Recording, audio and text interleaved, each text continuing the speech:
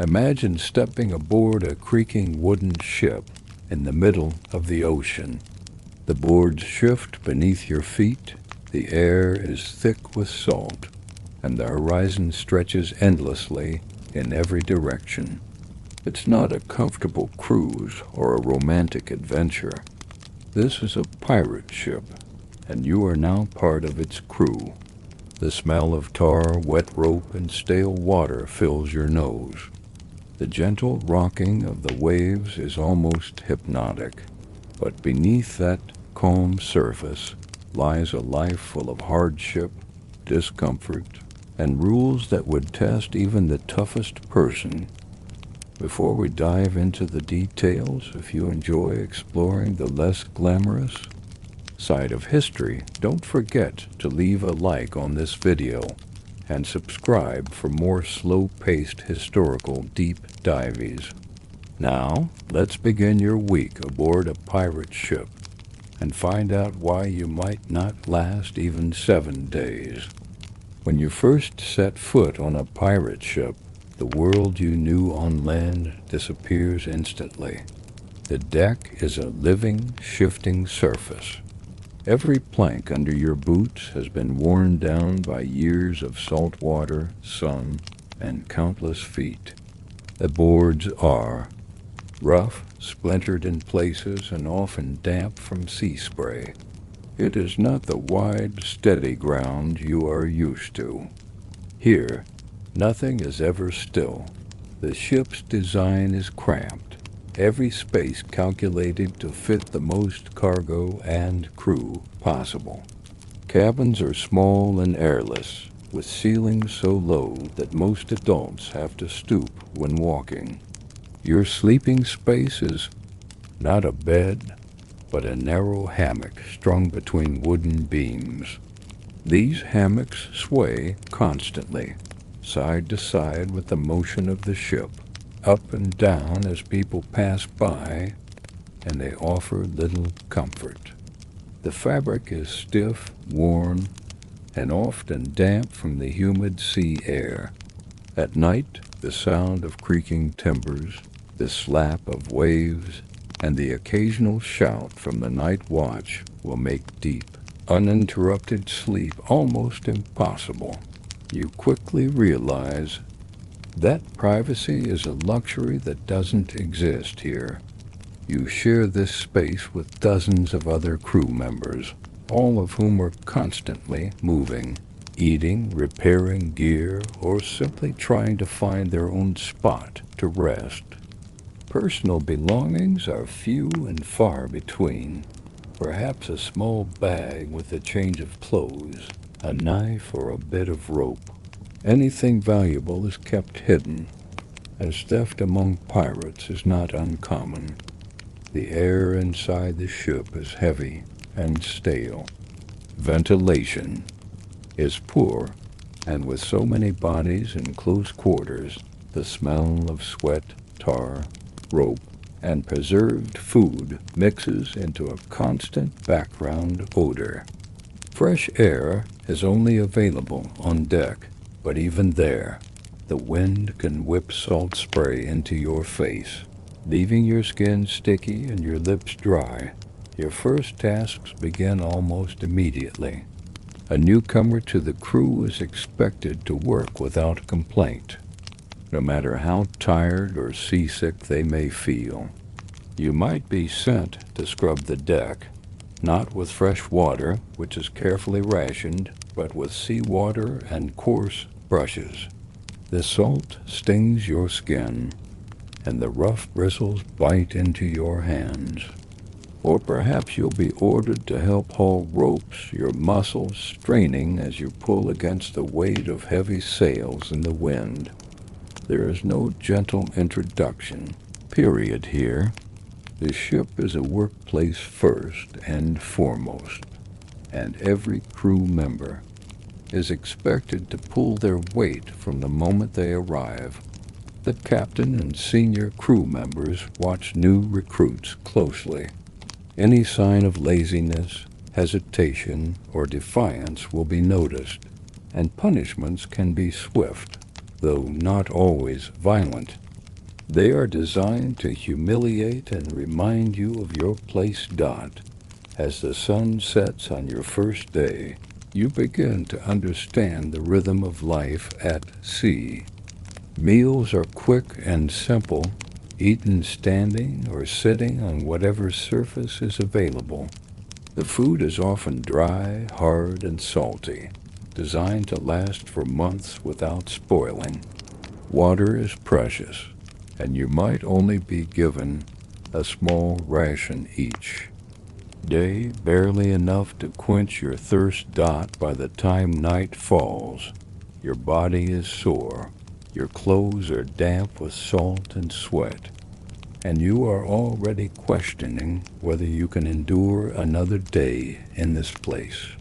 The ship rocks you gently in your hammock, but sleep does not come easily. Somewhere in the distance you hear a rope snap in the wind, followed by hurried footsteps. Overhead, you realize that on a pirate ship, even the smallest sound can mean danger, and that this life, far from the adventure you imagined, is a constant test of endurance.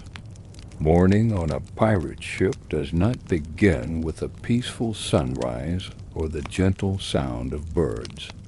It begins when the watch changes, usually just before dawn, and the crew is roused to start their duties. There is no such thing as sleeping in. The ship's routine is driven by necessity, not comfort, and every person is expected to be awake and moving when called. The first thing you notice is the chill. Even in warm climates, mornings at sea can feel cold, the damp air clinging to your skin. The wood beneath your bare feet or worn boots is slick with dew or sea spray, making every step a careful one. The horizon may be painted with shades of orange and pink, but for the crew, this is not a moment to stop and admire the view. Work begins immediately. Most mornings start with cleaning and maintenance. The deck must be scrubbed to prevent the buildup of salt and dirt, which can weaken the wood. Buckets of seawater are hauled up, and coarse brushes scrape across the boards. The salty water leaves your skin raw, especially if you already have cuts or blisters from previous days. It is tiring, repetitive work, but on a ship, cleanliness is part of survival. Rotting wood or slippery decks can be deadly in rough weather. Some crew members are assigned to check the rigging. Climbing the ropes and masts in the early hours means working high above the deck, your body swaying with the ship while your hands cling to the rough hemp lines. The wind is sharper up here, and your grip must be firm. Any mistake can send you falling, and there are no safety nets. Repairs are made on the spot. Frayed ropes are replaced, knots tightened, and sails adjusted to catch the morning breeze. Others may be tasked with tending to the ship's armaments. Cannons are cleaned, powder is checked, and shot is counted. Even if there is no battle on the horizon, a pirate crew cannot afford to be unprepared. Each cannon must be kept ready to fire at a moment's notice. The smell of gunpowder lingers faintly in the air around the gun deck, mixing with the scent of tar and oil. Breakfast, when it comes, is not a feast. It is a quick, practical meal, often hardtack, a rock-hard biscuit made from flour and water, perhaps softened in the smallest amount of water or broth. If you are lucky, there might be a piece of salted meat or dried fish. Fresh food is rare, and usually eaten within the first days after setting sail. After that, meals are about preservation, not taste. There is no fixed time for eating. You take your food when your task allows it, often standing or leaning against a rail. Conversation is brief, and the mood is focused. The day's work still lies ahead, and the sea does not wait for anyone. The ship's officers may gather to discuss the course, the weather, or the condition of the crew. Orders are passed down quickly, and the crew adjusts their tasks accordingly. If the wind is favorable, the ship moves steadily forward. If the air is still, the sails hang limply, and the crew must find other work. Repairs, rope splicing, scraping barnacles from the hull when possible by mid-morning. The sun is higher, the temperature begins to climb, and the day's rhythm is set. The crew works in shifts, but there is no real break. On a pirate ship, the line between day and night is thin. Time is marked more by the changing watch than by the position of the sun. The morning is only the first step in a cycle that repeats without end, and for someone unused to this relentless pace, it quickly becomes exhausting. You may have felt queasy before on a long road trip or during a turbulent flight, but nothing quite compares to the persistent, unrelenting motion of a pirate ship. From the moment you set sail, the ground beneath your feet becomes a living thing, rising and falling, tilting and swaying, never staying still for more than a moment. This is the background to every action you take: eating, sleeping, working, even simply standing still. The movement is constant, and for someone unaccustomed to life at sea, it becomes a physical and mental challenge that is impossible to ignore. SEASICKNESS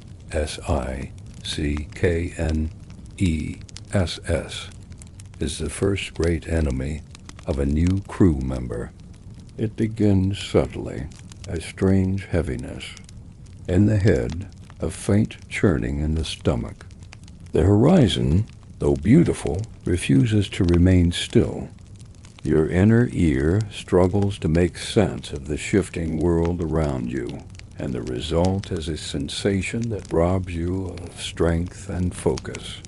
At first, you might think you can shake it off, that it will pass in an hour or two, but as the hours stretch on, the movement never stops, and the nausea grows deeper. Meals become a dreaded moment rather than a comfort. The smell of salted meat, dried fish, or hardtack, which already carries a stale, musty scent, becomes unbearable when your stomach is unsettled. Even fresh air offers only temporary relief. Standing on deck, you might fix your gaze on the horizon, as some experienced sailors recommend, but the rolling swells and unpredictable tilts of the ship make it difficult to find stability. The more the ship moves, the harder it is to convince your body that you are safe. Pirate crews had little sympathy for seasickness. To them it was an unavoidable stage of adjustment, and the only cure was endurance. You were expected to continue working, no matter how ill you felt. Tasks did not slow down because you were pale and sweating. You might be sent aloft to adjust. Sails, each step on the rope ladder twisting your stomach further, or ordered to scrub the deck while waves slapped against the hull. The worst moments came when you had to work below deck, in cramped, poorly ventilated spaces where the smell of tar, damp wood, and unwashed bodies mixed into a heavy air that turned your stomach faster than any rough wave could. Night brought no relief. Lying in your hammock, you were still subject to the ship's endless rocking. The motion tilted your head one way, then the other, until even in moments of half-sleep, your dreams swayed with the sea. If the weather turned rough, the movements grew sharper, more unpredictable, each lurch threatening to spill you from your narrow canvas bed. For many, seasickness was not just an inconvenience. It was a dangerous weakness. A crew member too ill to work became a burden, and pirates valued every pair of hands. If you failed to pull your weight, your share of respect and rations could quickly diminish. Some captains were patient with new recruits, but others viewed prolonged seasickness as a sign of weakness, an indication that you were not suited for life at sea. Beyond the physical discomfort, there was the constant mental strain of adapting to a moving world. You learned quickly that there were no truly stable surfaces. A barrel could roll unexpectedly, a rope left loose could swing into your path, and even standing upright required the subtle bending of knees and shifting of weight to match the ship's rhythm. This balancing act was second nature to seasoned sailors, but for newcomers it demanded constant attention. A single misstep could lead to injury, a twisted ankle, a fall down a ladder, or worse, an unexpected plunge overboard. The sea itself could be deceptively calm. On some days the surface lay almost glassy, and the rocking of the ship slowed to a gentle sway. These were the rare moments when seasickness eased, allowing you to breathe and perhaps eat without fear of losing your meal. But such calm never lasted long. A shift in wind direction, a distant storm, or the sudden crossing of another ship's wake could bring the rolling back in full force. To cope, sailors developed small habits. Some chewed on hard, dry biscuits to keep their stomachs settled. Others avoided looking down or focusing on the moving deck for too long. A few believed in standing at the bow, letting the spray hit their faces, as if the sharp salt water could wash away the sickness. There was no single remedy, and what worked for one sailor might fail for another. For you, a new arrival, the days blurred together in a haze of nausea, fatigue, and the strange duality of feeling both exhausted and restless. Your body aches from holding yourself upright against the ship's roll, your legs instinctively bracing at every tilt. Eating becomes a calculated risk, sleeping an interrupted necessity, and working an exercise in willpower. The motion is not something you can escape. It is part of the ship, part of the ocean, and part of every waking moment. By the end of your first week, if you make it that far, the seasickness may begin to fade, replaced by a new kind of endurance. But until then, every step, every breath, and every glance at the endless, moving horizon is a reminder that this life is not designed for comfort, and that the sea demands adaptation from all who dare to sail it. When people imagine life on a pirate ship, they often picture barrels overflowing with rum, roasted meat served on wooden plates, and the captain feasting in his cabin. In reality, the diet of a pirate crew was far from luxurious. Food was not about enjoyment. It was about survival, preservation, and making supplies last for weeks or even months at sea without spoiling. Fresh food was rare. The moment a ship left port, any fresh produce or meat had a very short life. Without refrigeration, fruit and vegetables would begin to rot within days in the humid sea air. Meat spoiled even faster unless it was heavily salted. As a result, pirates relied on preserved rations, food that could endure long voyages without becoming inedible. This meant salted beef, salted pork, dried fish, and a shipboard staple known as hardtack. Hardtack was a simple, rock-hard biscuit, made from flour, water, and sometimes salt. It was baked until completely dry, ensuring it could last for months in storage. Unfortunately, it was so hard that sailors often had to soak it in water or broth just to make it chewable. Left too long in the ship's stores, hardtack could develop weevils, small insects that infested the dry biscuits. For hungry pirates, this was an accepted reality.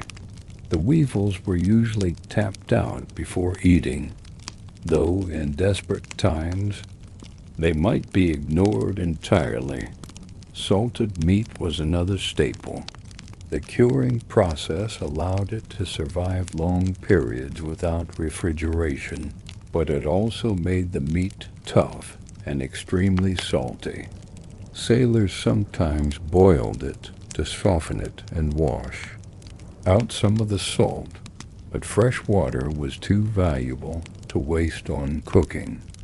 Most of the time, the meat was eaten as it came, chewy and briny, accompanied by hardtack or dried peas. Water was the most precious resource aboard any ship. Pirates carried large barrels of fresh water, but these supplies had to be carefully rationed. In warm climates, the water could become stale or develop an unpleasant taste within a few weeks. Algae sometimes grew in the barrels, and the water took on a greenish tint. Still, it was safer than drinking seawater, which would quickly dehydrate and sicken anyone who tried it to stretch their supplies. Pirates often supplemented their water with beer or other weak alcoholic drinks, not for luxury, but because these liquids lasted longer without spoiling. However, these were never consumed in the romanticized quantities shown in popular stories. The priority was always to maintain enough liquid to keep the crew alive. Cooking on a pirate ship was done in a small galley, usually over an enclosed firebox to prevent sparks from catching on the wooden deck. Space was limited, and the rolling motion of the ship made cooking dangerous. A sudden wave could knock over a pot of boiling water or send a hot pan sliding across the counter. As a result, most meals were simple stews or porridges cooked in large batches to feed the entire crew. When a pirate ship captured another vessel, the food supplies found on board were often just as valuable as any gold or goods. A haul of fresh bread, cheese, or fruit was a rare treat, and the crew would enjoy it immediately before it spoiled. Some ships also carried live animals, chickens for eggs, goats for milk, or pigs for fresh meat. These animals were kept in cramped pens on deck, fed scraps, and slaughtered when needed. Despite the harsh conditions, meal times were often a brief moment of pause in the daily grind. The crew might gather on deck or in the mess area, sitting on barrels or crates, eating with their hands or simple wooden utensils. Conversation was practical. News of the weather, repairs needed, or rumors of ships spotted on the horizon. There was no luxury, no lingering over the taste of food.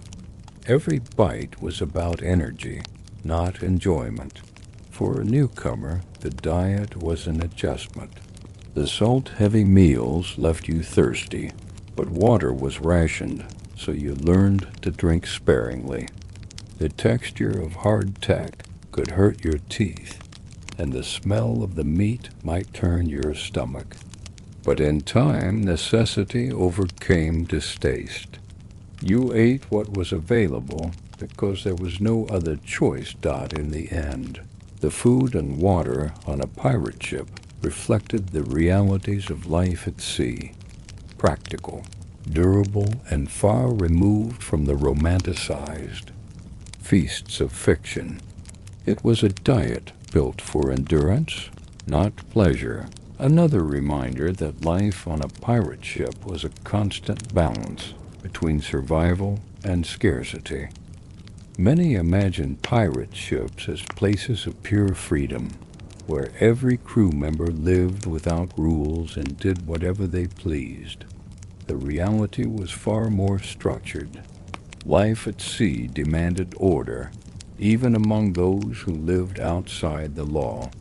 Without a strict hierarchy and a clear set of rules, a ship's crew would fall into chaos, and chaos on the ocean was a direct path to disaster. Pirate ships had a command structure that, while different from the rigid discipline of a Navy vessel, still established clear roles and expectations. At the top was the captain, the leader who commanded during battle, decided tactics, and made crucial navigation choices. But unlike in a navy, the captain's power was not absolute. On many pirate ships, the crew had the right to vote to remove a captain if they believed he was incompetent, cowardly, or unfair. This made the role both powerful and precarious. Next in authority was the quartermaster. In many ways, the quartermaster's authority was equal to the captain's, particularly during day-to-day operations when the ship was not in battle. The quartermaster handled discipline, oversaw the division of plunder, and acted as the voice of the crew in disputes. If a crew member had a grievance, it was often the quartermaster they approached first. This balance of power kept captains in check and ensured that decisions reflected the needs of the crew.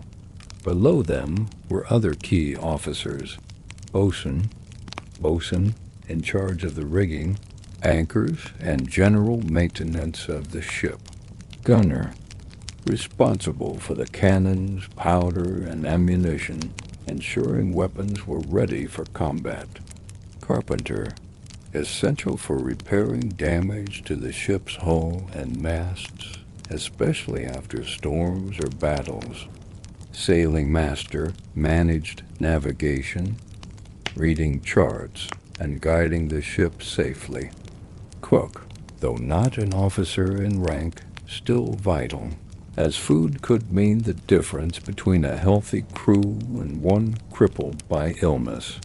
Every crew member knew their place in this structure. Orders flowed downward, and obedience was expected, not because of blind loyalty, but because the survival of all depended on it. Pirate ships also had written codes, sometimes called articles of agreement. These were drawn up before a voyage and signed by every crew member, binding them to a set of rules.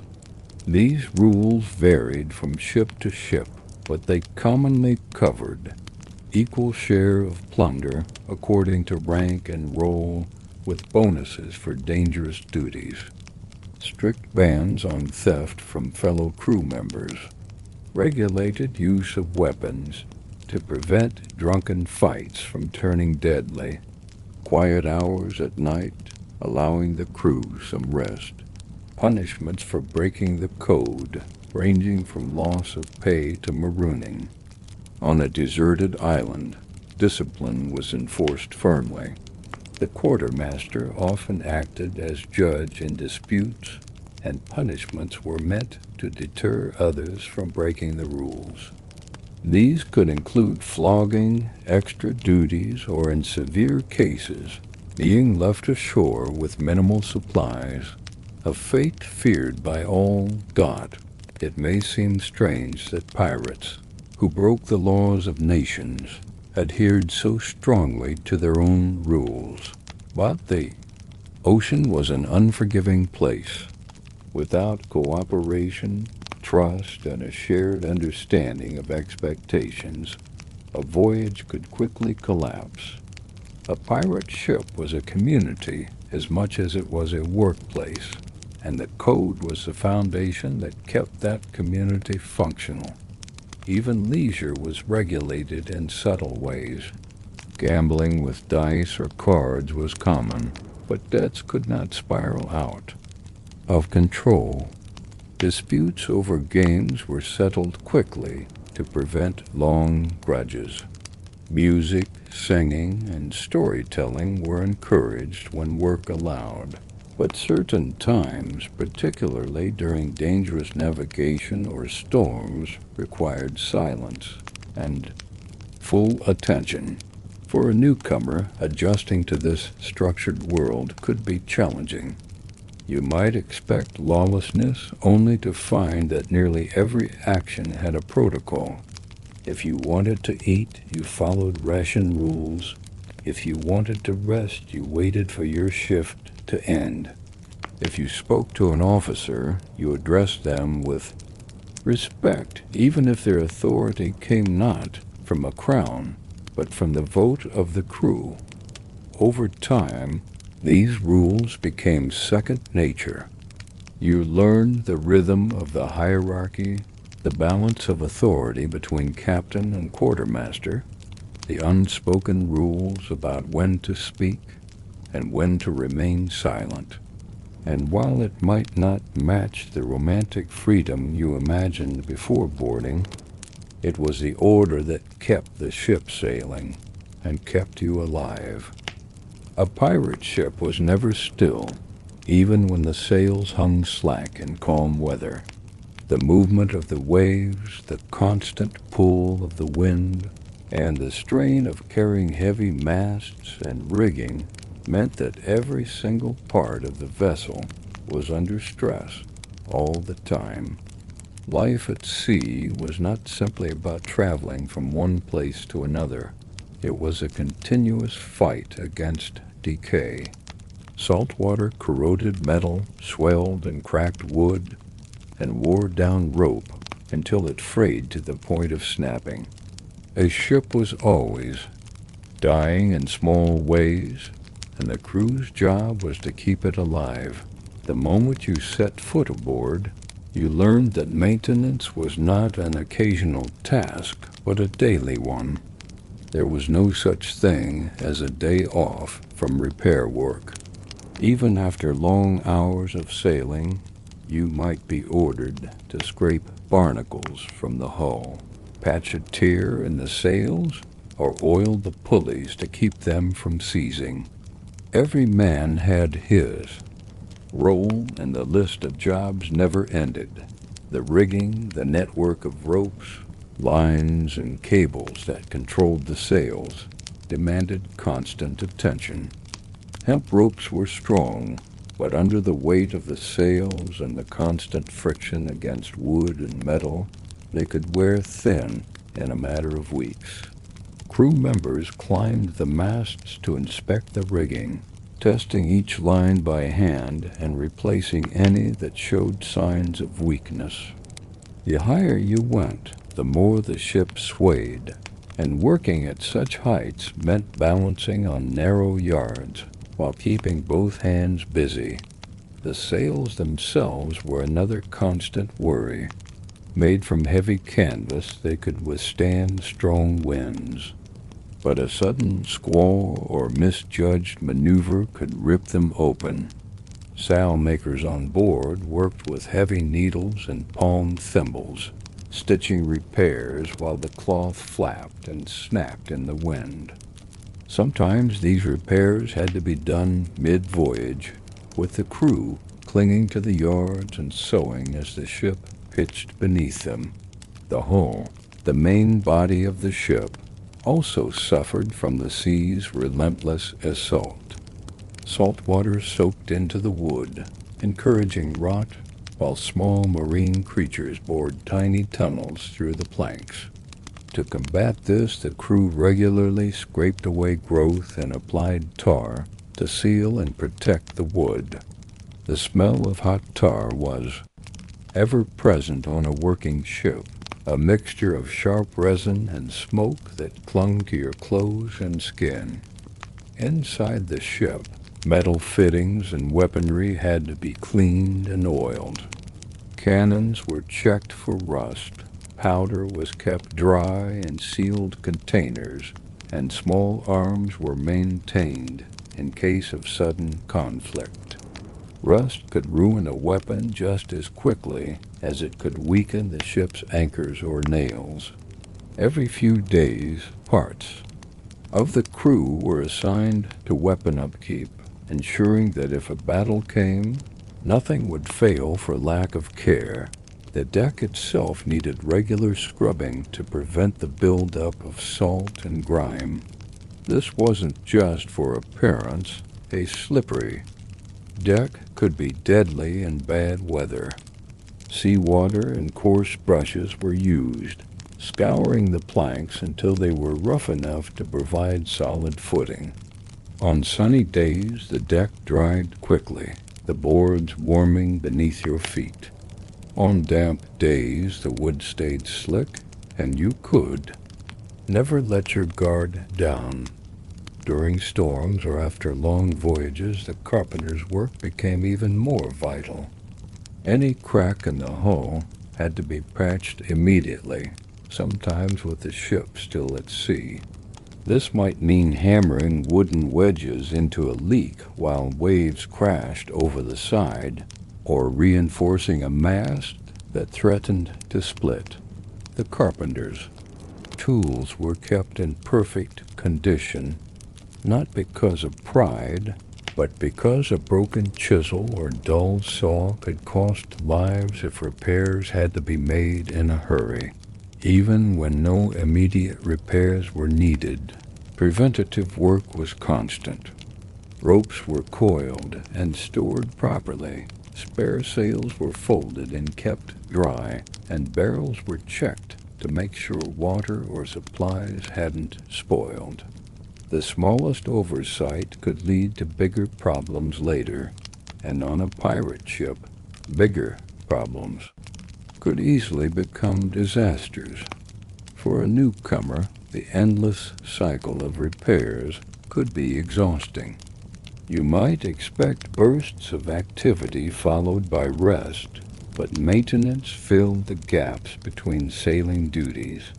If you weren't steering, standing watch, or handling sails, you were repairing something. Your hands became rough and calloused, your nails stained with tar, your muscles sore from hauling, hammering, and climbing. The truth was simple. A pirate ship was not just a vehicle. It was a fragile, floating fortress that required constant care. Neglect even one part of it, and you risked everything: your speed, your ability to fight, and your survival in rough seas. The work never stopped because the sea never stopped trying to take the ship apart. For all its open skies and endless horizons, the sea is never a gentle place for long. A pirate ship might sail under clear sunshine in the morning, only for the afternoon to bring dark clouds swelling on the horizon. The wind shifts, the waves rise, and the familiar creak of the ship becomes sharper, louder, almost strained, a sound every sailor learns to recognize. Storms at sea are not passing inconveniences. They are battles, and the ship itself is both weapon and shield. The first signs, the crew often knew a storm was coming long before the first drop of rain fell. Experienced sailors could read the sky in ways that newcomers couldn't. A darkening at the edge of the horizon, a sudden coolness in the air, or the way the wind began to change direction. All were warnings. Orders came quickly. Secure loose cargo, lash barrels and crates to the deck. Bring in any sails that might be torn by strong winds. The mood on board shifted instantly from routine work to focused urgency. Securing the ship preparation was everything. The rigging was double-checked. Sails were reefed, reduced to smaller sections to handle the coming gusts, and hatches were sealed tight to keep out water. Anything that could move in the hold was tied down, because in a storm even a single loose barrel could become a deadly projectile. On deck, ropes were coiled neatly and tools were stowed away. Every crew member had a job, and they worked quickly, knowing that wasted minutes could mean the difference between a controlled ride through the storm and chaos. When the storm hits, the first wave of rain was often driven sideways by the wind, stinging exposed skin like a spray of sharp gravel. The sky darkened until it seemed almost like night, the only light coming from flashes of lightning that illuminated the restless surface of the sea. The waves grew larger, lifting the ship high before dropping it down into deep troughs, where the horizon disappeared entirely. The sound was overwhelming, the roar of the wind in the rigging, the crash of waves against the hull, the groaning of the wooden planks as the ship twisted under the strain. Commands had to be shouted to be heard, and even then, words were often carried away by the gale. Communication became a mix of hand, signals, nods, and instinct. The struggle on deck for the crew simply staying upright was a battle. Every step had to be timed with the roll of the deck, and hands gripped ropes, rails, or masts at all times. The salt spray soaked clothing within. Minutes, and the cold seeped quickly into muscles and bones. Working in these conditions meant enduring the sting of rain and salt in your eyes, the strain of hauling ropes that resisted like living things, and the constant risk of being thrown off balance.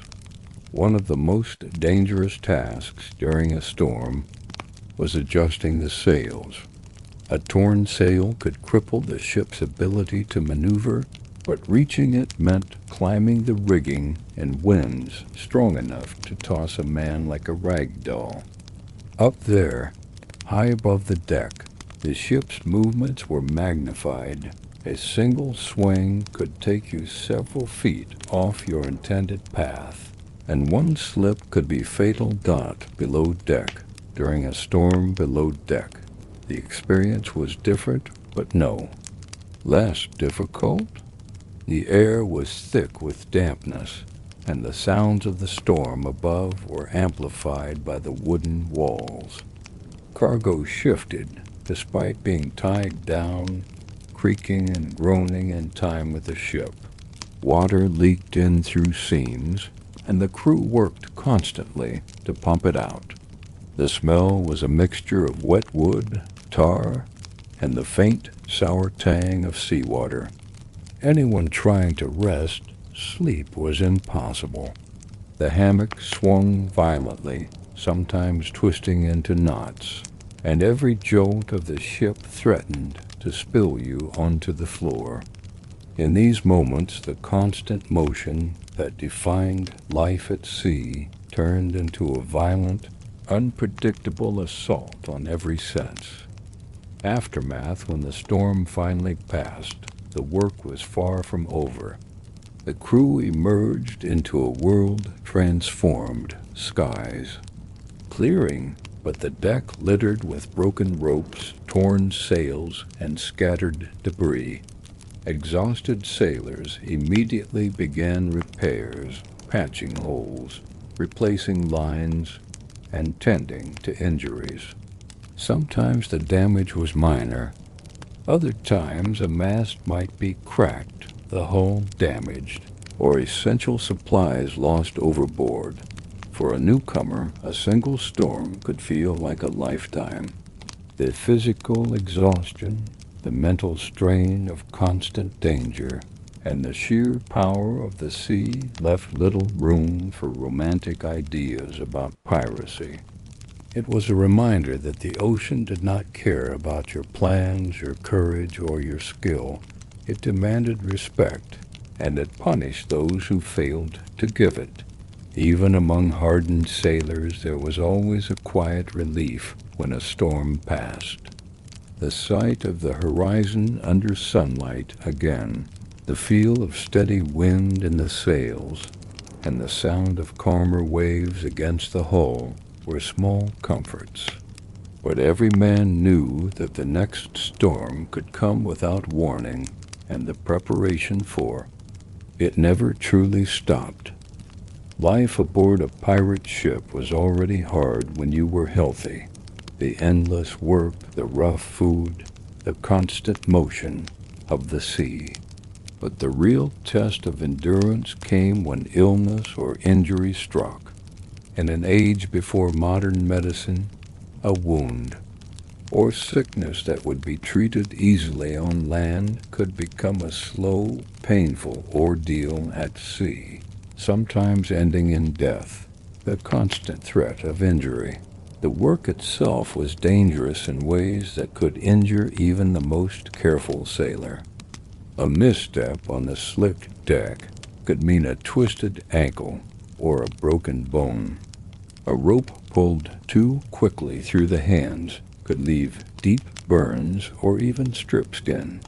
Working with sails high above the deck meant constant risk of falling, and in rough weather, a sudden wave could send a crewman crashing into the mast or overboard entirely. Then there were the cannons. In battle, the danger was obvious. Misfires, recoiling gun carriages, or flying splinters from enemy shot. But even in practice or maintenance, heavy iron and gunpowder created hazards. A slip while loading a cannon could crush fingers, and a barrel not cleaned properly could explode when fired. Treating wounds at sea, when injuries happened, the ship's carpenter or another experienced hand often served as the surgeon. Tools were basic: knives, saws, forceps, and cleaning. Methods were crude. Salt water might be used to rinse a wound, which helped in some cases but also caused intense pain and risked introducing other bacteria. Serious injuries, like deep cuts or broken limbs, often meant improvisation. Splints were made from spare wood and bandages from torn cloth. Infection was a constant fear. Without antibiotics, even a small wound could fester, swelling and reddening until fever set in. The only cure for severe infection was often amputation, done quickly, without anesthesia, while other crew members held the patient down. Illnesses at sea injuries were immediate dangers, but illnesses were the slow, creeping threats that haunted every long voyage. Scurvy was the most infamous, caused by a lack of fresh fruits and vegetables. It weakened the body, rotted gums, and eventually led to death if untreated. Pirates, like other sailors, often had no access to citrus for weeks or months, and the disease claimed many lives. There were also fevers, brought on by contaminated water, spoiled food, or infections spreading through the cramped quarters.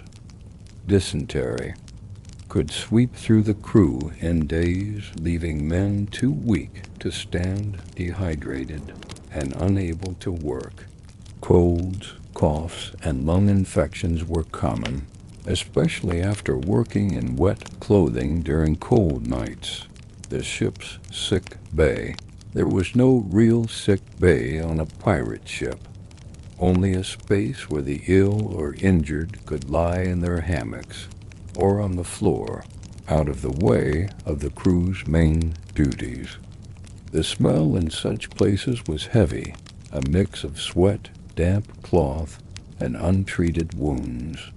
Those who could still eat might be given extra rations of broth if it was available, but there were no special comforts. Rest was the main medicine, and rest was hard to come by on a moving ship. Isolation and desperation, contagious illnesses were a nightmare. If a disease began to spread, there was nowhere to hide from it. The close quarters meant that coughs, sneezes, and even shared utensils could infect the whole crew.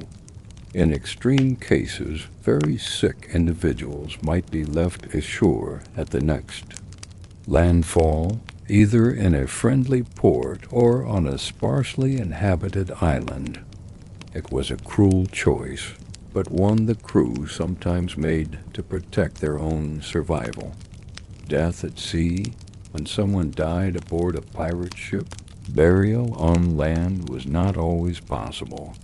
More often, the body was sewn into a piece of canvas, sometimes with the last stitch passing through the nose to ensure the man was truly dead. A weight, often a cannonball, was tied to the feet, and the body was slid overboard into the depths. There was rarely ceremony. Death at sea was too common, and the crew had to return quickly to their duties. Living with the risk, for a newcomer, the reality of health at sea was sobering. You learned to guard your steps, to treat every small cut immediately, and to drink only from the freshest barrels of water. You ate even when you didn't want to, knowing that losing strength could mean losing your place in the crew.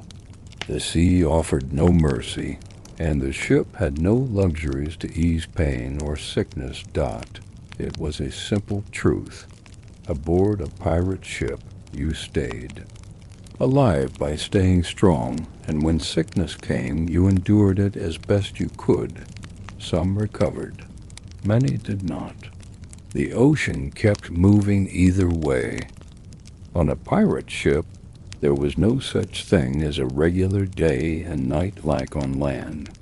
Time was measured not by the hours of a clock that marked the beginning and end of work, but by the constant rotation of watches, scheduled periods of duty that kept the ship running around the clock. This system was essential for survival at sea. A vessel could never be left unattended, not even for a single moment, because the wind, the weather, and the sea itself did not wait for anyone.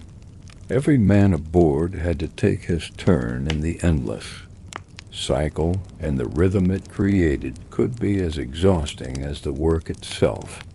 A watch was typically 4 hours long, though the exact schedule varied between ships. There were usually 2 main divisions of the crew, each alternating between being on duty and off-duty. But off-duty did not mean leisure in the way most people think of it. It meant that you were not immediately assigned to the sails, the wheel, or the lookout, but you were still within reach if needed. And on a pirate ship, someone always needed something.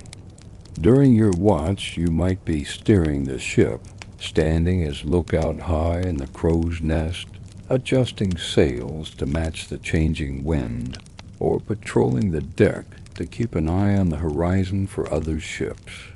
In rough weather, watches could be a battle of endurance, with rain soaking you to the bone and wind whipping salt spray into your face until your eyes stung. In calm weather, the tasks might seem easier, but the mental strain of constant vigilance remained. Steering required a steady hand even when the ocean seemed still, and the lookout could never drift into daydreaming, no matter how uneventful the view appeared. Off-watch hours were supposed to be for rest, but they were rarely quiet. The sounds of work, the movement of the crew, and the constant creaking of the ship made true silence impossible. If the weather turned or the ship spotted a potential target, all hands could be called to duty at any moment.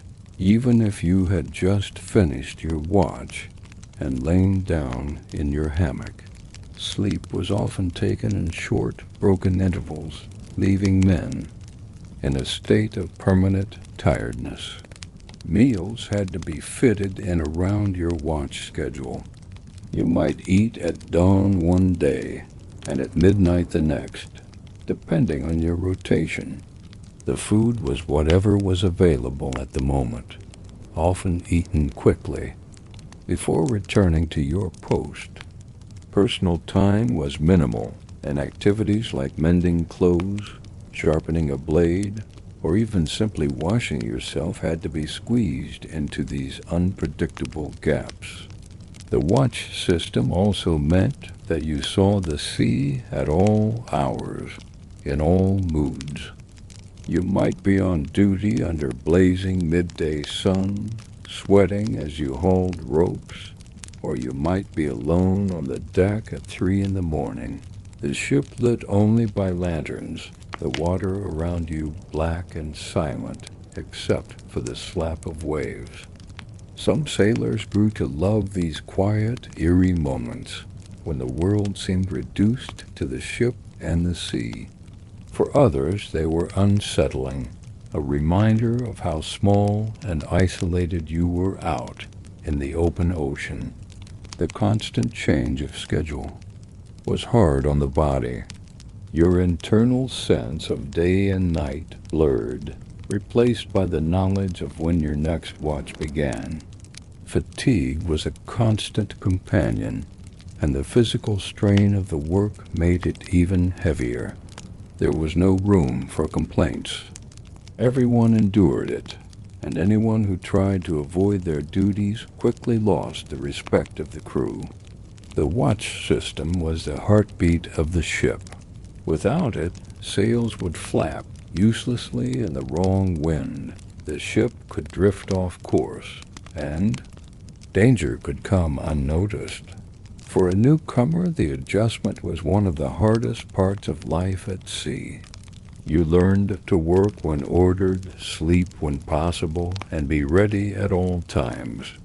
It was an unending cycle, and while it kept the ship alive, it slowly wore away at your strength, leaving you wondering how long you could keep up before exhaustion claimed you entirely. Encounters with other ships were some of the most intense and unpredictable moments aboard a pirate vessel. The open sea was vast, but it was never truly empty. Every sail that appeared on the horizon carried possibilities, profit, danger, or sometimes both at once. For the crew, spotting another ship set a chain of actions in motion, and every man aboard had a role to play, whether the encounter ended in a peaceful passing or a desperate fight. It often began with a lookout, perched high in the crow's nest, scanning the horizon. His job was not only to spot distant sails, but to read their meaning. The shape of the sails, the color of the hull, and the way the ship moved in the water could all reveal whether it was a merchant vessel heavy with cargo, a Navy warship ready for battle, or simply a fishing boat posing no real threat or reward. Once a ship was spotted, the information traveled quickly down to the deck. The captain and quartermaster would decide the next move, weighing the risks and rewards. A slow, heavily laden ship could be an easy prize, but a ship with too many guns might be more trouble than it was worth. Sometimes the decision was made. to give chase, and the crew sprang into action, trimming sails for speed, adjusting course, and securing loose gear in preparation for sudden maneuvers. The air changed during these moments. Conversations stopped, and the ship became a place of purposeful motion. Men checked weapons, cutlasses, pistols, muskets, making sure they were loaded and close at hand. Cannons were rolled into position. Powder kegs and shot were brought up from the hold, and the gunners prepared their stations. Even those not directly involved in fighting had tasks, from passing messages to carrying ammunition to clearing the deck, so there was space to move. When the time came, if the target ship spotted the pirates early, it might try to flee. This led to long chases, with the wind and the skill of the helmsman determining the outcome. Hours could pass as the two ships maneuvered, each trying to gain the best position. Sometimes the chase ended without a fight, as the quarry slipped away into the distance or the pirates gave up in favor of another opportunity. But if the gap closed, the real danger began. As the ships drew near, the air filled with tension. Commands were shouted, the sails adjusted for maximum control, and the helmsman steered to bring the ship into the best position for boarding. Muskets might crack in warning shots, or cannons could fire to damage the enemy's rigging and slow them down. The noise was deafening, the boom of cannons, the crash of splintering wood, and the shouts of men working in unison. If the decision was made to board, grappling hooks were thrown to latch onto the other ship's rails, and the crew surged forward, ready to leap across the gap. For a newcomer, this was chaos unlike anything experienced before. The rolling of the decks beneath your feet, the smell of gunpowder thick in the air, the sudden closeness of men shouting, fighting and pushing toward their goal. Not every encounter ended in violence. Some ships surrendered without a fight, hoping to save lives and avoid damage. In these cases, the pirates would board, collect valuables, take any useful supplies, and sometimes recruit willing sailors to join their crew. Other times, the captured ship was stripped of anything worth taking and left adrift, or, in rare cases, brought along as a prize. But peaceful outcomes were far from guaranteed. If resistance was met, casualties could be heavy on both sides, and the deck could become a place of injury, chaos, and desperate movement. Even after a successful capture, the danger did not end. The crew still had to divide the loot according to their agreed shares, repair any damage sustained during the chase or fight, and remain alert for the possibility of enemy reinforcements. For someone new to this life, the sheer intensity of an encounter with another ship could be overwhelming. There was no gentle transition from the quiet of a calm sea to the chaos of a boarding action. It happened in moments, and the expectation was that you would keep up. There was no place to hide, and every man was expected to stand where he was needed. You quickly learned that out here, another ship on the horizon was never just another ship. It was opportunity, risk, and the possibility of everything changing in an instant. When a pirate ship finally reached a port, the change in atmosphere among the crew was immediate, though not always for the reasons one might expect. To those who have never lived at sea, the idea of arriving in port conjures images of rest, celebration, and a break from hardship. But for a pirate crew, entering a harbor was often less about relaxation and more about necessity. A port was where the ship could be repaired, supplies replenished, and trade, legal or otherwise, conducted. It was a rare opportunity to address all the needs that had been piling up during the voyage, and the clock started ticking the moment the anchor dropped. The arrival itself was never casual. Even before the ship reached sight of the harbor, decisions had to be made about where to dock, how to approach, and whether to use the vessel's true identity or an assumed one. Pirates could not simply sail into any port and expect a warm welcome. Some harbors were friendly to them, either openly or through the quiet exchange of coin with certain officials. Others would arrest or hang pirates on sight. Knowing the difference was a matter of survival, and often the responsibility fell to the quartermaster or captain to choose a safe destination. As the ship approached land, the crew moved quickly to prepare. The sails were trimmed, lines coiled neatly, and the deck tidied so the vessel appeared as orderly as possible. Damage from storms or battles might be hidden or repaired just enough to avoid drawing unwanted attention. Flags could be changed to resemble those of merchant ships, disguising the true nature of the crew. Once the anchor was set and the gangplank lowered, the real work began. First came the unloading of any cargo or plunder intended for sale. In pirate-friendly ports, this might be done openly, with local traders eager to buy goods at prices far below their official value. In less open harbors, the process was more discreet, with goods moved under cover of night to warehouses or hidden coves where trusted buyers waited. Payment could be in coin, supplies, or items that could be sold later at sea. Meanwhile, repairs were a top priority. Shipwrights might be hired for large jobs, like replacing damaged masts or reinforcing the hull, but much of the work was done by the crew themselves. The carpenter inspected every beam and plank, the sailmaker patched or replaced worn canvas, and the rigging was checked from top to bottom.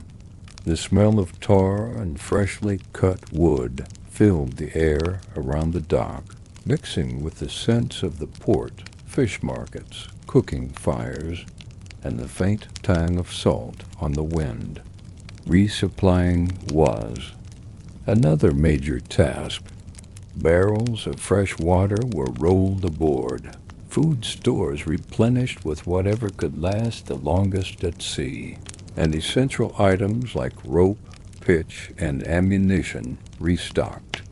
The quality of supplies depended on the wealth of the last voyage.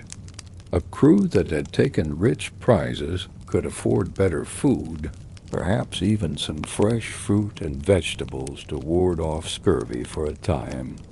A crew returning with little would settle for the cheapest goods, knowing they might face hunger before their next success. Not all activities in port were purely practical. Some men sought medical care for injuries or lingering illnesses, though.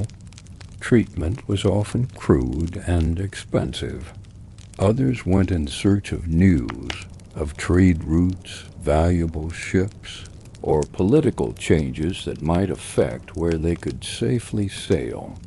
Rumors were as valuable as gold to a pirate crew, and a few carefully asked questions in the right tavern could shape the course of the next voyage.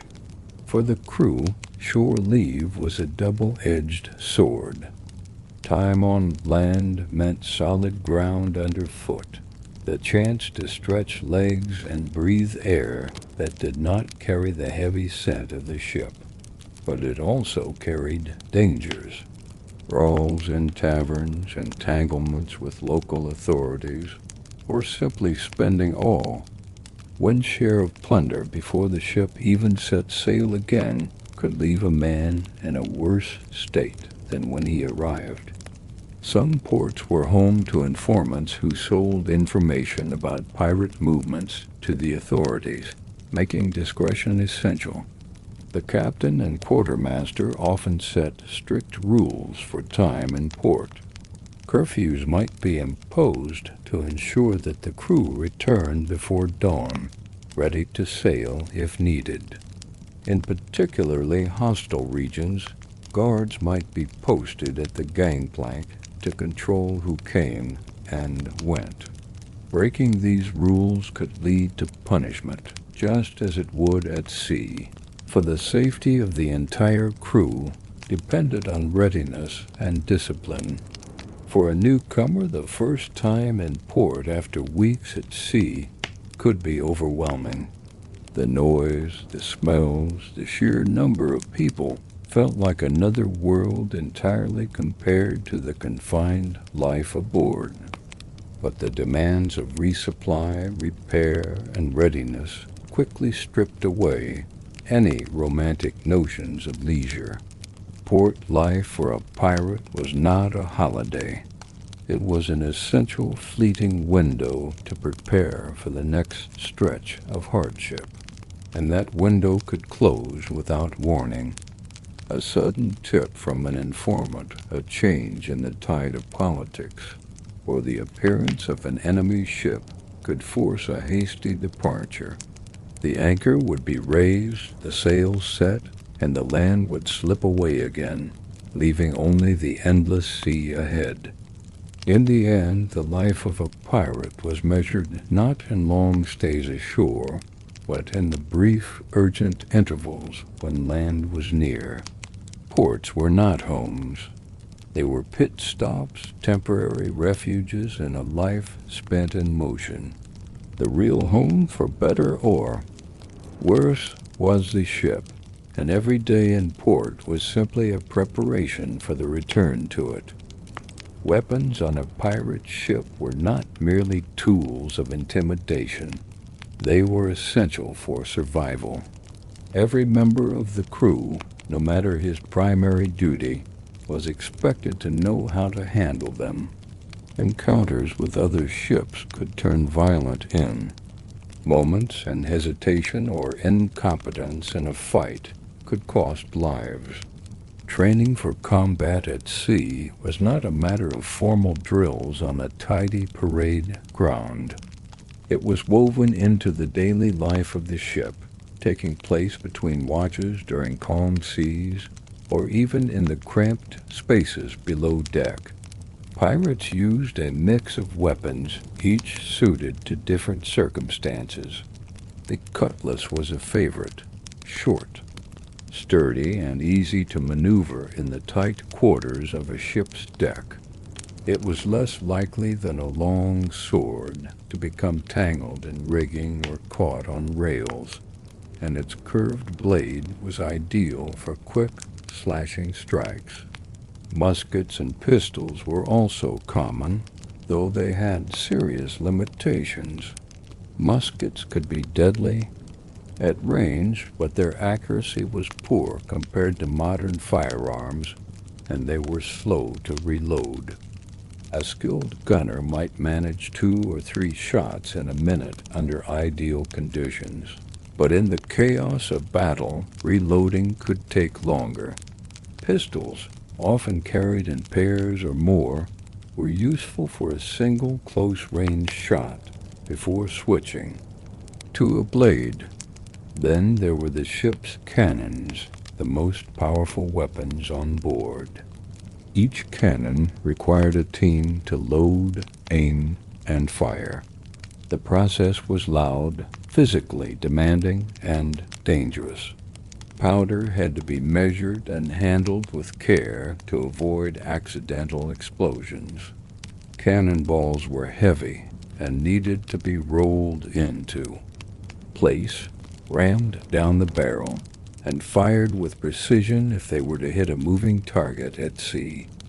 In training, the gunners practiced not only the loading sequence, but also aiming for specific parts of an enemy ship, the hull to sink it, the rigging to cripple its movement, or the deck to scatter the crew.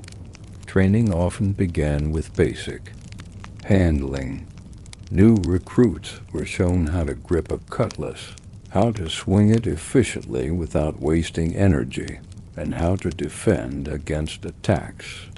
Footwork was critical. The deck was never still, and learning to fight on a shifting surface was as important as knowing how to strike.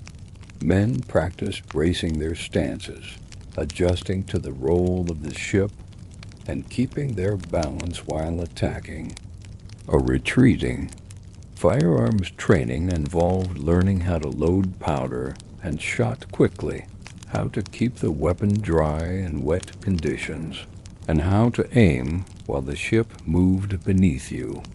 Misfires were common, and part of training was knowing how to clear them without wasting precious powder. Powder horns, shot bags, and spare flints were kept close at hand during practice so that muscle memory could be built for real combat. Cannon crews trained together repeatedly, learning to work as a single unit. Each man had a role carrying: powder, loading the ball, ramming, aiming, firing, and then swabbing the barrel to prepare for the next shot. The rhythm of this process was drilled into them until it became automatic, because in battle, speed and coordination could make the difference between victory and defeat. Beyond weapon handling, combat training also included boarding practice.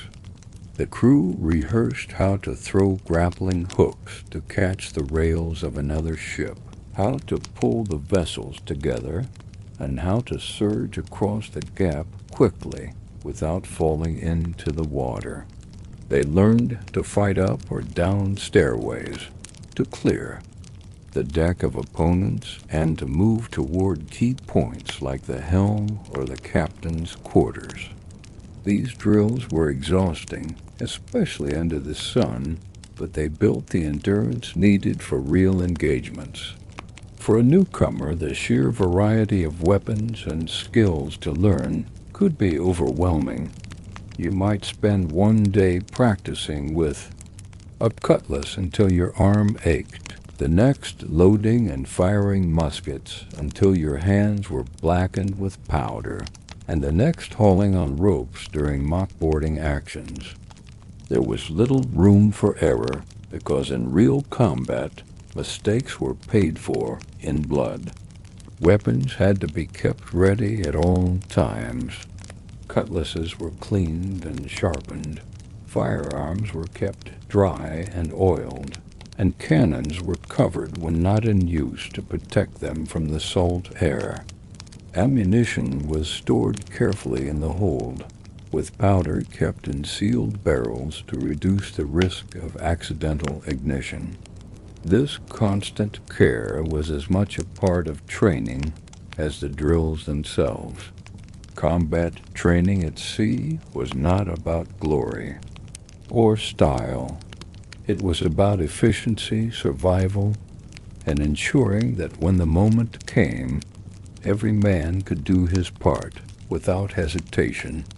For those unprepared for its demands, the combination of physical strain, noise, danger, and the ever-present movement of the deck made it one of the most difficult aspects of pirate life. The sea did not forgive those who failed to be ready, and neither did the crew. Long voyages at sea were not only physically demanding, but mentally draining. The days could blend together into an endless pattern of work, sleep, and meals, broken only by changes in weather or the occasional sight of another vessel on the horizon. For a pirate crew, keeping morale from sinking too low was just as important as maintaining the rigging or patching the sails. Even the hardest, most battle-hardened men needed some form of diversion to break the monotony, though such diversions were far from the grand entertainments of land. Space on board was limited, and so were resources, which meant that most pastimes relied on what the crew could carry in their pockets or create with their hands. Games of chance were among the most common ways to pass the time. Dice were small, easy to carve from bone or wood, and could be played on almost any flat surface. A scrap of cloth might serve as a makeshift table, with the players crouched around it to keep the dice from rolling away on the moving deck. Card games were also popular, though decks were often worn, patched, and sometimes missing cards entirely, forcing the crew to invent new rules. Gambling was a favorite part of these games, but it carried risks. While the ship's articles often regulated betting to avoid serious disputes, tension still flared when one man lost more than he could afford. The quartermaster or captain might have to step in to prevent a friendly game from becoming a fight. Music was another way to fill the long hours. Many sailors carried small instruments, a fiddle, a tin whistle, a drum made from a barrel, and stretched skin. Shanties and work songs not only provided entertainment, but also helped coordinate group labor, keeping men in rhythm while hauling lines or turning the capstan. In the quieter hours after a meal, someone might strike up a tune, and voices would join in, the sound carrying across the water in the stillness of the evening. These moments of music were more than just background noise. They reminded the crew of home ports, past voyages, and comrades lost to the sea. Storytelling filled the gaps when music fell silent. Men would recount tales of past battles, strange ports visited, or storms survived. Some stories grew with each retelling, turning into legends that blurred the line between truth and fiction. For a newcomer, listening to these tales was a way to learn about the ship's history, its past victories, and the reputations of those who served aboard. Some stories carried warnings of ships that sailed too far north and vanished in ice, or of captains whose greed doomed their crews. Others were simply meant to pass the time, the hours marked not by the turning of a clock, but by the rise and fall of voices in the dim.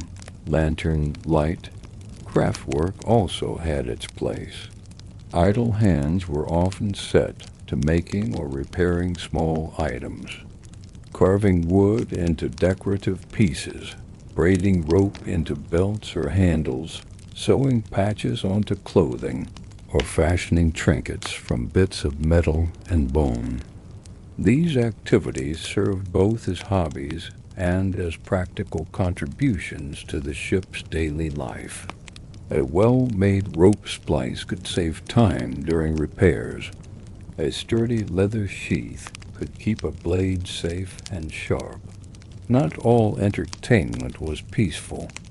Wrestling matches or other contests of strength sometimes broke out on deck, encouraged as a way to keep men fit and ready for the physical demands of boarding another ship. These bouts could be good-natured with laughter and friendly wagers, but they could also turn rough. The line between sport and a genuine fight was thin, and the officers had to keep a close watch to ensure things did not get out of hand. Fishing was both a pastime and a source of fresh food. Lines could be thrown over the side during calm seas, and a lucky catch might find its way into the evening meal.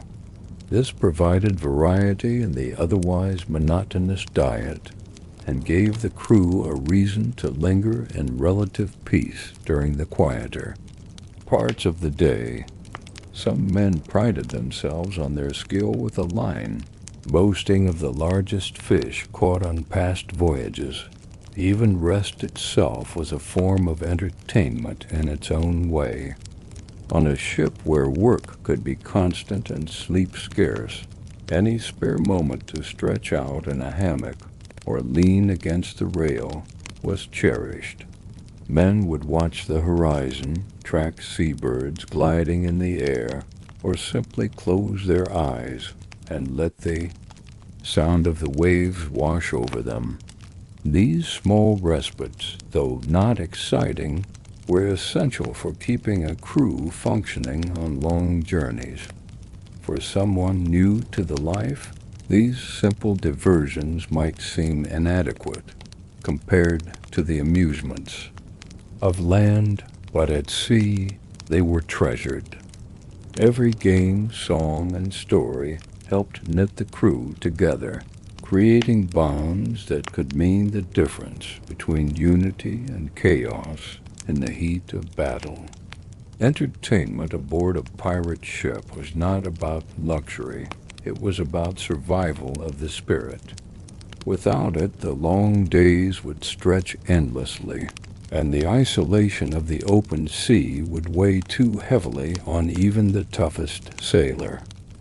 Discipline aboard a pirate ship was not a suggestion or a matter of personal choice. It was the invisible framework that held the entire operation together, and it could be as harsh as the sea itself.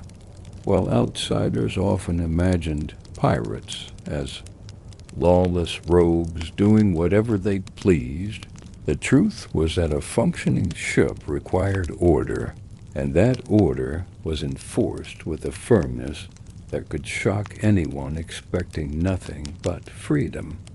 Every crew member agreed to a set of articles before joining, rules that covered everything from the division of loot to the proper conduct during watches.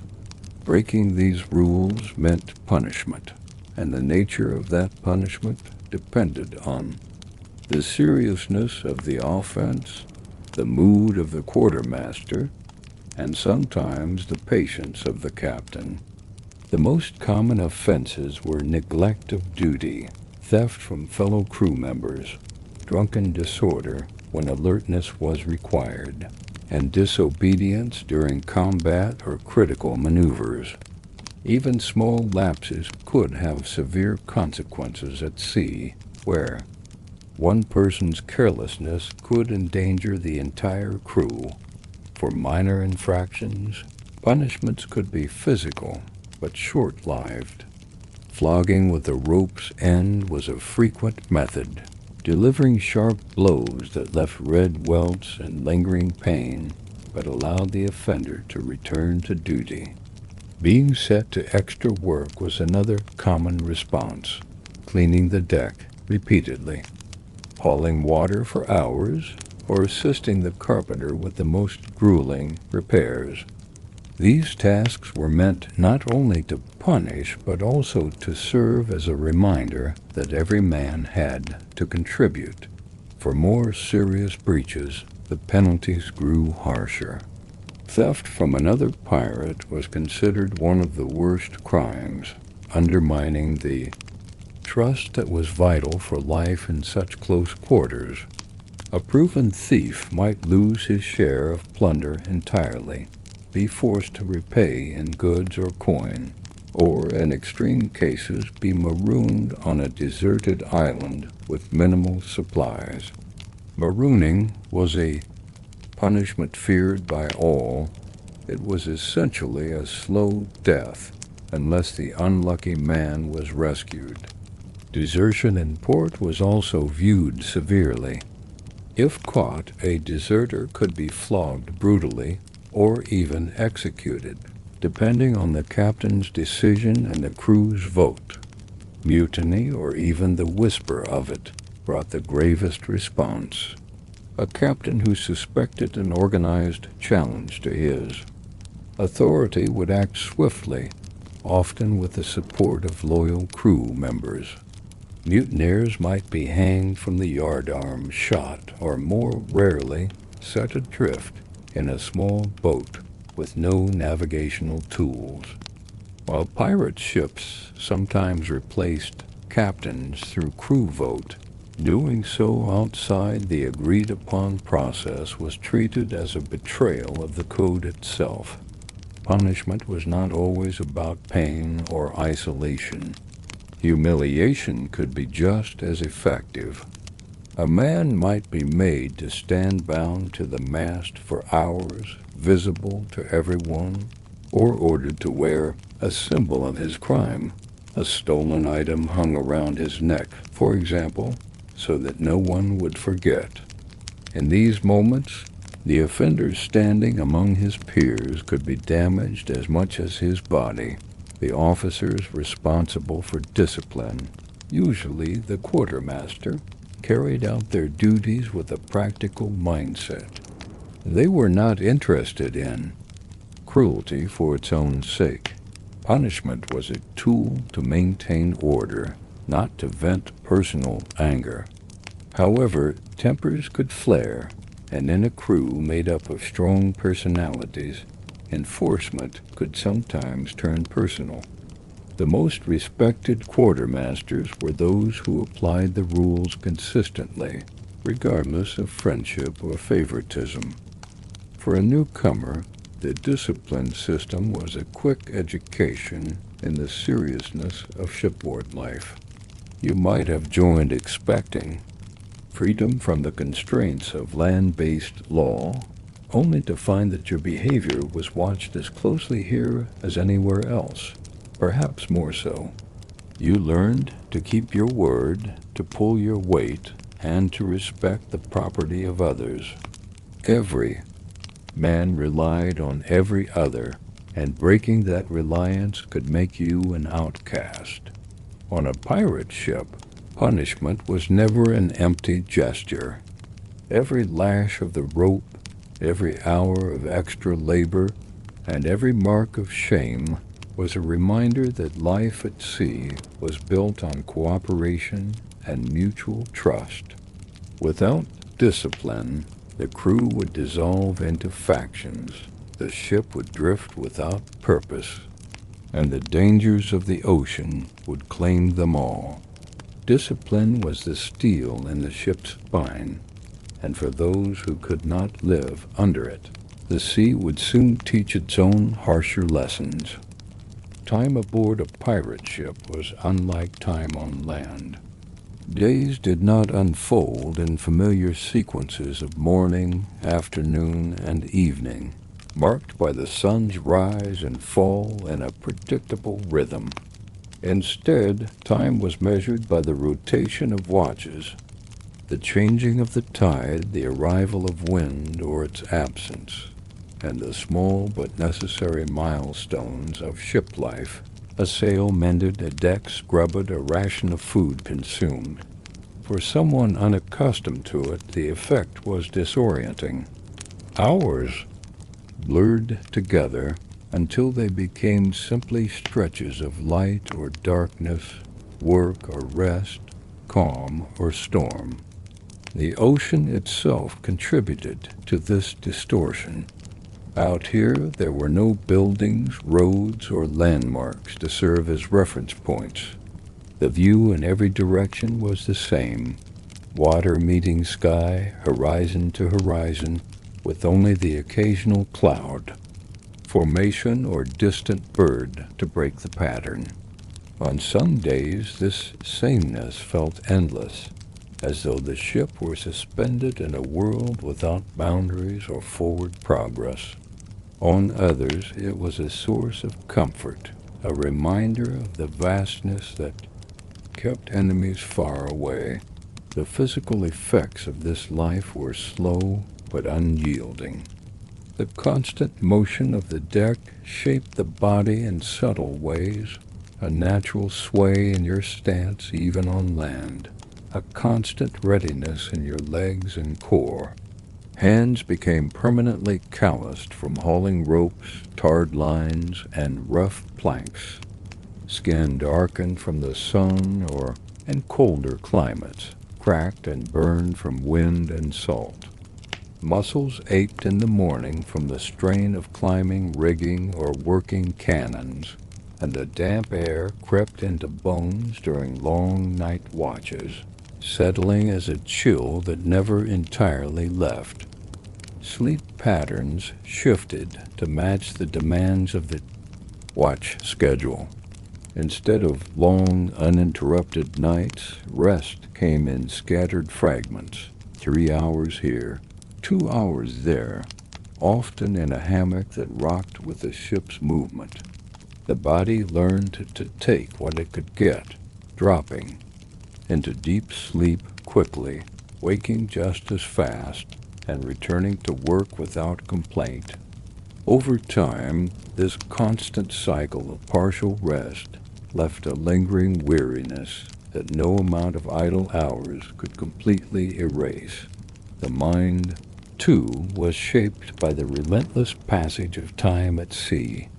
Some men grew quiet, speaking little unless necessary, conserving their words as carefully as their energy. Others became more talkative, filling the silence with stories, songs, or even arguments simply to break the monotony. Memory began to work differently, with events remembered not by their date, but by what else was happening at the time. The storm before the sighting of the merchant ship, the repairs after the battle, the day a bird landed on the rail, and Friel stayed for hours before flying off. Morale could rise and fall with the smallest changes.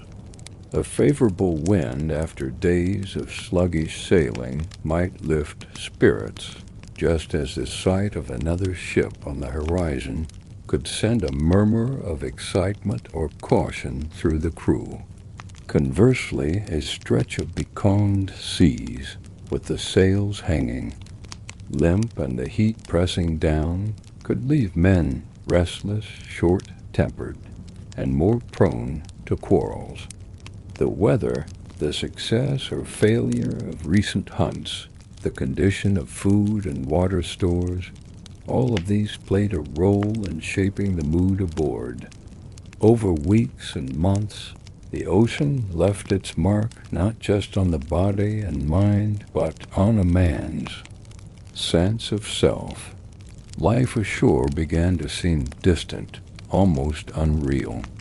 The routines of the ship, the ringing of the bell for a watch change, the creak of timbers in the night, the call of orders from the quarterdeck became the new reality. Friendships deepened through shared hardship, yet separations were just as sudden when a man was lost to battle, illness, or accident. Death, when it came, was quick and final, followed by the equally quick return to work, for the ship could not stop moving. For someone imagining a week aboard a pirate ship, the constant demands might seem manageable for a short time, but the real challenge was not in surviving a single storm, enduring one battle, or facing a few days of poor rations. It was in the unending nature of the life, the way each day required the same labor as the one before, with no certainty about what the next would bring. It wore a person down in increments, until even the strongest felt the weight of the weeks, months, and years at sea dot when the ship finally returned to port. The passage of time became evident in ways you might not have noticed while living it. Clothes hung more loosely or stretched in odd places from constant wear. Tools and weapons bore the polish of use, smoothed by countless hands. Faces were leaner, older, shaped by sun and wind. And yet, once on land, many sailors found themselves unsettled without the motion of the ship beneath them, their bodies swaying slightly as though still at sea. The ocean, once a place of challenge and strain, had become part of them. The relentless passage of time aboard a pirate ship was not marked by grand events, but by the steady accumulation of effort, the slow wearing down of comfort, and the acceptance that life was defined by the needs of the vessel and the unpredictability of the sea. For those who endured it, the rhythm became second nature. For those imagining themselves stepping aboard for a short adventure, it was the reason most would not last even a single week. Life aboard a pirate ship was a study in endurance, adaptation, and constant compromise. From the moment you stepped onto the deck, you entered a world where every part of your day and night was dictated by the needs of the vessel, the demands of the sea, and the expectations of the crew. The romantic image of adventure, treasure, and freedom melted quickly under the heat of relentless labor. The sting of salt and wind and the press of cramped quarters shared with dozens of others. It was a life that demanded more than strength. It required the ability to live with discomfort as a constant companion. You would have to work through seasickness without pause, eat food that was more about preservation than taste, and drink water that might carry the sour tang of stale barrels. Your rest would be broken into fragments, your body never fully refreshed, your hands and muscles shaped by rope, wood, and labor that allowed no softness. Every day brought the possibility of storms, enemy ships, injury, or illness, and there was little space for personal needs or privacy. Even moments of entertainment, the dice games, the music, the stories existed only in the small gaps between watches, ready to be cut short by a shouted order or the sudden change of wind. The discipline was firm and unyielding, not because of cruelty, but because without it, the fragile balance of survival would crumble.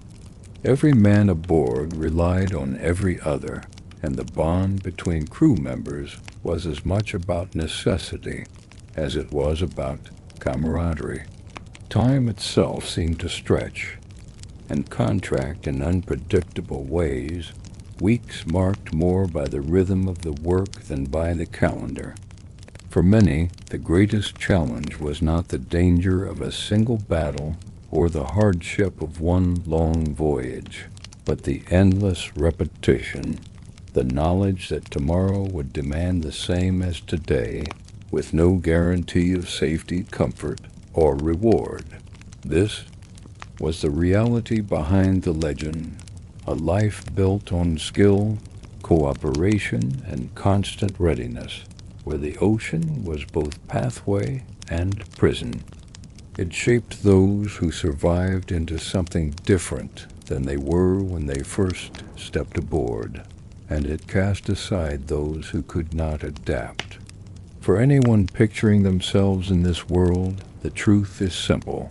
Most would not last a week, not because of one overwhelming danger, but because of the steady, grinding demands that never ceased. If you've stayed with me through this journey into the daily life of a pirate ship, thank you for your time and attention. If you found this exploration of the less romantic side of piracy interesting, I invite you to like this video, share it with others who enjoy deep dives into history, and subscribe for more calm, detailed looks at the realities of the past. Until next time, may your seas be calm, at least from the safety of dry land.